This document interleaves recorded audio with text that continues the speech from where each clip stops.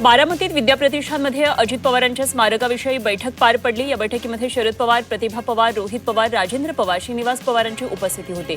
तसंच संस्थेचे इतर विश्वस्तही बैठकीला उपस्थित होते। या बैठकीनंतर पवार कुटुंबियांनी अजितदादांच्या स्मारकाच्या जागेची पाहणी केली।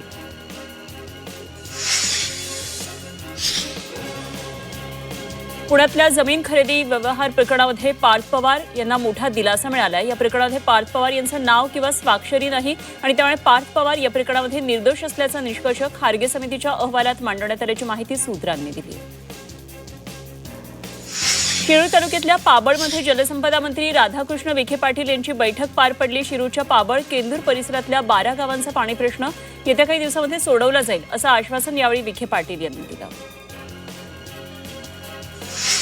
सुनेत्रा पवारांच्या शपथविधीनं राज्यात चुकीचा संदेश गेला असा दावा अंजली दमानी यांनी केलाय। शपथविधीचा एवढी घाई का केली असा सवाल त्यांनी उपस्थित केला। याशिवाय भाजपनं या शपथविधीतून एका दगडामध्ये 2 पक्षी मारल्याचं दमानी म्हणाल्या। सुप्रिया सुळे यांनी आज पुन्हा फोटो शेअर केलाय। अजित पवार यांच्यासोबत पार्थ पवार, जय पवार, रेवती सुळे आणि सुप्रिया ताई असा हा फोटो आहे आणि अजित पवारांच्या जाण्यानं सुप्रिया सुळे रोज आठवणी जाग्या करतात। कुठेतरी सतत फोडाफोडीचे राजकारण हे सुरूच आहे आणि ते भाजपनं अत्यंत नियोजनबद्ध पद्धतीनं केलं असा गंभीर आरोप अंजली दमानिया यांनी केला। यावेळी त्यांनी सुनील तटकरे आणि प्रफुल्ल पटेल यांच्यावर टीका केली। हे दोघेही एका पायावर भाजपत जाण्यास तयार आहेत असा खळबळजनक दावा अंजली दमानिया यांनी केला। पुणे शहर पोलीस दलामध्ये भरती होण्यासाठी मोठ्या प्रमाणावर अर्ज दाखल झाले। पुणे पोलीस दलात 16 फेब्रुवारीपासून भरती प्रक्रिया सुरू होणार आहे आणि 1733 जागांसाठी 1,39,000 अर्ज आलेले आहेत। पुण्यातल्या पर्वती भागात आज देखभाल दुरुस्तीसाठी वीज पुरवठा बंद राहणार आहे। सकाळी 10:30 वाजल्यापासून संध्याकाळी 5:30 वाजेपर्यंत वीज पुरवठा बंद राहणार आहे। त्यामुळे नागरिकांनी सहकार्य करण्याचं आवाहन महावितरणनं केलं आहे। पिंपरी चिंचवड महापालिकेच्या कर आकारणी आणि कर संकलन विभागानं उल्लेखनीय कामगिरी केली आहे। 1 वर्षात 702 कोटींचा मालमत्ता कर वसूल केलाय। ज्या मालमत्ताधारकांनी अद्याप मालमत्ता कर भरलेला नाही त्यांनी तो लवकरात लवकर भरावा असं आवाहन महापालिकेच्या वतीनं करण्यात आलं। भिवंडीच्या निंबवलीमधल्या अनधिकृत बांधकामांवर एमएमआरडीएनं धडक कारवाई केली। एमएमआरडीएच्या जागेवर अतिक्रमण करत अनधिकृत गाळे उभारण्यात आले। त्यामुळे प्रशासनानं जेसीबीच्या सहाय्यानं सर्व बांधकामं नष्ट केली। मुंबई आणि ठाण्यामध्ये बांधकाम कामगार नोंदणी ठप्प झाल्याचं समोर आले। ऑगस्ट ते नोव्हेंबर या 3 महिन्याच्या कालावधीमध्ये मुंबईत केवळ 1000 कामगारांची नोंदणी झाली आहे। त्यामुळे हजारो कामगार सरकारी योजनांपासून वंचित राहतात। नाशिक महापालिकेला थकबाकीचं मोठं आव्हान आहे। महापालिकेनं 1200 थकबाकीदारांना जप्तीची नोटीस दिली आहे। महापालिकेवर थकबाकीचा डोंगर आता 700 कोटींच्या पुढे गेल्यामुळे कारवाईचा बडगा उगारलाय। छत्रपती संभाजीनगर विभागातल्या महिला आणि बालविकास कार्यालयातले कर्मचारी अधिकारी येत्या 12 तारखेपासून कामबंद आंदोलन करणार आहेत। विविध योजनांसाठी पुरेसं मनुष्यबळ, सेवा प्रवेश नियमांमध्ये सुधारणा आणि विविध प्रलंबित मागण्यांसाठी अधिकारी, कर्मचारी तसंच अंगणवाडी सेविका मदतनीस आंदोलन करणार आहेत। काळा घोडा महोत्सवामध्ये मानवाधिकार कार्यकर्ते आणि अभ्यासक आनंद तेलतुंबडे यांचं भाषण रद्द करण्यात आलं। पोलिसांच्या निर्देशानंतर हे भाषण रद्द करण्यात आलं। कारावास शिक्षेचं आणि सखोल चिंतनाचं ठिकाण कसं बनतं या विषयावर एका चर्चेमध्ये भाग घेणार होते। 4 महिन्याहून अधिक काळ तुरुंगात असलेले पर्यावरण कार्यकर्ते सोनम वांगचूक यांच्या अटकेचा पुनर्विचार करता येईल का याचा विचार करा अशा सूचना सुप्रीम कोर्टानं दिल्यात। वांगचूक यांची वैद्यकीय प्रकृती फारशी चांगली नसल्यामुळे निरीक्षण कोर्टानं नोंदवलंय आणि कोर्टानं यापूर्वीच अधिकाऱ्यांना वांगचूक यांची वैद्यकीय तपासणी विशेष डॉक्टरांकडून करून घेण्याचे आणि त्यापूर्वी अहवाल सादर करण्याचे निर्देश दिलेले होते। आंगणेवाडी जत्रेला जाण्यासाठी कोकण रेल्वे प्रशासन विशेष गाड्या सोडणार आहे। दक्षिण कोकणची काशी म्हणून ओळखल्या जाणाऱ्या आंगणेवाडीतल्या भराडी देवीची वार्षिक यात्रा 9 फेब्रुवारीला होणार आहे आणि भराडी देवीच्या दर्शनासाठी भाविक यावेळी मोठी गर्दी करतील असा अंदाज व्यक्त करण्यात आलाय। म्हणून कोकण रेल्वे प्रशासनानं अतिरिक्त गाड्या सोडण्याचा निर्णय घेतला। इंडिगोनं लांब पल्ल्याच्या आंतरराष्ट्रीय उड्डाणांच्या वेळापत्रकात बदल जाहीर केलेत। प्रवाशांना सुरळीत आणि वेळेवर सेवा देता यावी यासाठी बदल केलेत। तसंच 17 फेब्रुवारीपासून इंडिगोची कोपेनहेगनची सेवा ही बंद राहणार आहे। नवी मुंबई ठाणे आणि रायगडमध्ये वाहन चोरणाऱ्या सराईत वाहन चोरट्यासह 4 जणांना नवी मुंबई गुन्हे शाखेनं अटक केली आहे. इंटरनेटवरचे वाहन चोरीचे व्हिडिओ पाहून तो चोरी करायचा. नवी मुंबई गुन्हे शाखेनं आरोपींकडून 40 लाख रुपये किमतीची 26 वाहनं हस्तगत करत 23 गुन्हे उघडकीला आणले.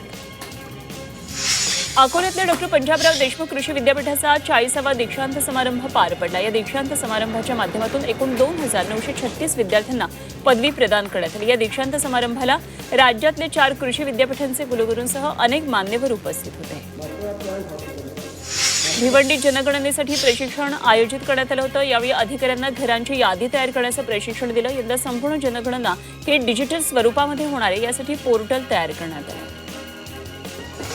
संत नरहरी महाराजांच्या पुण्यतिथीनिमित्तानं येवला शहरात सुवर्णकार समाजाच्या वतीनं पालखी मिरवणूक काढण्यात आली. यावेळी महिलांसह तरुणांनी पारंपरिक वेशभूषा परिधान करून मिरवणुकीमध्ये सहभाग घेतला. कॉपीमुक्त अभियानांतर्गत गैरप्रकार आढळल्यामुळे छत्रपती संभाजीनगर विभागातल्या 28 परीक्षा केंद्र रद्द करण्याचा निर्णय बोर्डाने घेतला. मात्र उच्च न्यायालयानं हा आदेश रद्द ठरवत केंद्र पूर्ववत करण्याचे निर्देश दिले. बोर्डानं आता या आदेशासंदर्भात सर्वोच्च न्यायालयात दाद मागण्याचा निर्णय घेतला. कुंभमेळ्यात श्रमदान करणाऱ्या विद्यार्थ्याला गुणदान मिळणार आहे. सावित्रीबाई फुले पुणे विद्यापीठानं हा निर्णय घेतलाय. त्यामुळे नाशिक जिल्ह्यात होणाऱ्या कुंभमेळ्यासाठी आता विद्यार्थी श्रमदान करणार आहे. छत्रपती संभाजीनगरच्या सिल्लोड तालुक्यामध्ये भराडी रस्त्यावर एका शेतामध्ये 33 जनावरं क्रूर पद्धतीनं बांधून ठेवलेली आढळली. पोलिसांना मिळालेल्या गुप्त माहितीनंतर ही जनावरं कत्तलीसाठी नेली जात असल्याचं समोर आलंय. पोलिसांनी जनावरांसह आणि आरोपींच्या 6 दुचाकी जप्त केल्या. धुळ्यामध्ये उन्हाळी कांदा लागवड आता सुरू झाली आहे. खरीप हंगामात कांद्याचं मोठ्या प्रमाणात नुकसान झालं होतं. बाजारात कांद्याला कवडीमोल भाव मिळाला. त्यामुळे आता शेतकऱ्यांना चांगल्या उत्पन्नाची अपेक्षा आहे. वाशिम जिल्ह्यात खतांचा तुटवडा जाणवत असल्यानं शेतकरी अडचणीत सापडलेत. वेळेवर खत न मिळालं उत्पादनात घट होण्याची भीती शेतकरी व्यक्त करतात. प्रशासनानं तातडीनं खतांचा पुरवठा सुरळीत करावा अशी मागणी शेतकऱ्यांकडून केली जाते. अमरावतीत कापसाच्या दरात मोठी घसरण झाली. प्रति क्विंटल कापसाला 7,500 भाव मिळतोय. दरामध्ये घसरण झाल्यामुळे शेतकरी कापसाची साठवणूक करताना पाहायला मिळतात. राज्यातल्या शाळांचं भयाण वास्तव समोर आलंय. राज्यातल्या 1,164 शाळांमध्ये मुलींसाठी स्वतंत्र स्वच्छतागृह नाहीये. 3,328 शाळा या वीज नसल्यामुळे अंधारात आहेत. शिक्षण विभागाच्या सांख्यिकी अहवालातून हे भीषण वास्तव समोर आलंय. उल्हासनगरमध्ये तीव्र पाणी टंचाई निर्माण झाली आहे. पाणीपुरवठा होत नसल्यानं त्रस्त झालेल्या एका नागरिकानं चक्क कपडे काढून दुचाकीवर बसून पाणीपुरवठा कार्यालय गाठले. या नागरिकानं अर्धलग्न अवस्थेत पाणीपुरवठा कार्यालयात जाऊन अधिकाऱ्यांना जाब विचारला. हा व्हिडिओ सोशल मीडियावर चांगलाच व्हायरल. वाशिम शहरातले सिग्नल यंत्रणा सुरू होण्याआधी बंद पडून धूळ खात पडली आहे. शहरातल्या प्रमुख चौकांवर वाहतूक नियंत्रणासाठी बसवलेली सिग्नल यंत्रणा सध्या बंद अवस्थेत असल्यामुळे वाहतूक कोंडी आणि अपघाताचा धोका वाढला.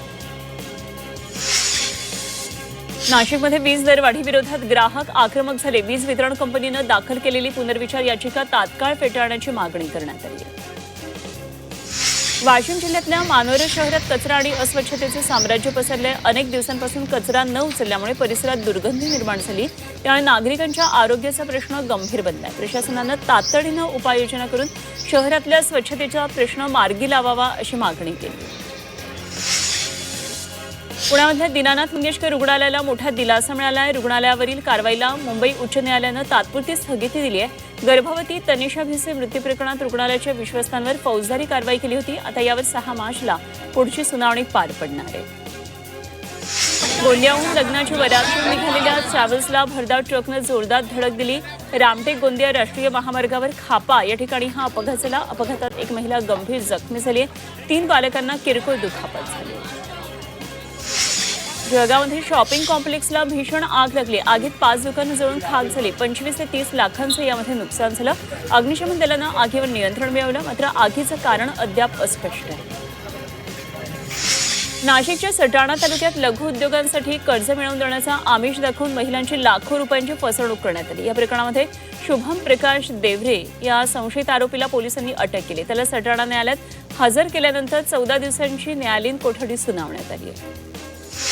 भंडारा स्थानिक गुन्हे शाखेच्या पथकानं अवैध हातभट्टीवर छापा टाकला. तब्बल 1,02,000 रुपयांचा सडवा मोहफा जप्त केला. तर या प्रकरणामध्ये एका आरोपीविरुद्ध गुन्हा दाखल केलाय. आरोपी राधेश्याम नागापुरेच्या झडतीदरम्यान 17 प्लास्टिक चोंगळ्यांमध्ये प्रत्येकी 30 किलो प्रमाणे एकूण 510 किलो सडवा मोहफास जप्त केला. कोल्हापूरमध्ये गांजा विक्री करणाऱ्याला अटक केली. आरोपीकडून 1.5 किलो गांजा, दुचाकी आणि मोबाईल असा 1 लाखाचा मुद्देमाल जप्त केला. पोलिसांनी सापळा रचला. आरोपी परप्रांतीयांना गांजा विक्री करत असताना ही कारवाई केली आहे. नाशिकच्या मालेगावमध्ये 2 लाखांचा गुटखा जप्त केला. एका कारमधून सुगंधी तंबाखू आणि गुटखा पोलिसांनी जप्त केला. या प्रकरणामध्ये 2 आरोपींना अटक करण्यात आली आहे. त्यांच्याकडून अधिक तपास सुरू आहे. नाशिक शहरात फसवणुकीच्या गुन्ह्यामध्ये 8 महिन्यांपासून फरार असलेला सराईत आरोपी अखेर जाळ्यात अडकला. पाईपलाईन रोड परिसरातून त्याला अटक करण्यात आली. आरोपीनं बहिणीच्या लग्नासाठी कर्ज घेण्याच्या उद्देशानं मोबाईल फायनान्सवर घेत फसवणूक केली होती. जालन्यातल्या भोकरदनमध्ये एका अल्पवयीन मुलीवर अत्याचार झाला. या प्रकरणामध्ये भरत मगरे या आरोपीला अटक करण्यात आली. आरोपीला 3 दिवसांची पोलीस कोठडी सुनावली. नाशिकमध्ये लग्नाच्या नावाखाली तब्बल 45 लाखांची फसवणूक केली आहे. पुण्यातल्या एका विद्यापीठात मोठ्या पदावर नोकरी असल्याचं खोटं सांगत एका व्यक्तीनं पहिलं लग्न लपवून दुसऱ्या महिलेशी लग्न केलं. त्यानंतर नातेवाईकांकडून लाखो रुपयेही उकळले. जालन्यात पीक अनुदान लाटणारा आणि फरार असलेला मुख्य सूत्रधार सहाय्यक अधिकारी महसूल आशिष पैठणकरला पोलिसांनी अटक केली आहे. अंबड घनसावंगी तालुक्यात गावागावात खासगी एजंट नेमून बोगस नावं वेबसाईटवर अपलोड करत त्यांना अनुदान लाटलेलं होतं. आरोपीला 6 दिवसांची पोलीस कोठडी सुनावली. नाशिकमध्ये फ्लॅट व्यवहाराच्या नावाखाली फसवणूक झाली. स्वतःच्या मालकीचा फ्लॅट असल्याचं सांगून एकानं तब्बल 3.5 लाख रुपये उकळले. आरोपीनं हा फ्लॅट ताबे गहाण करारनामा करून देण्याच्या बहाण्यानं 3.5 लाख रुपये घेतले.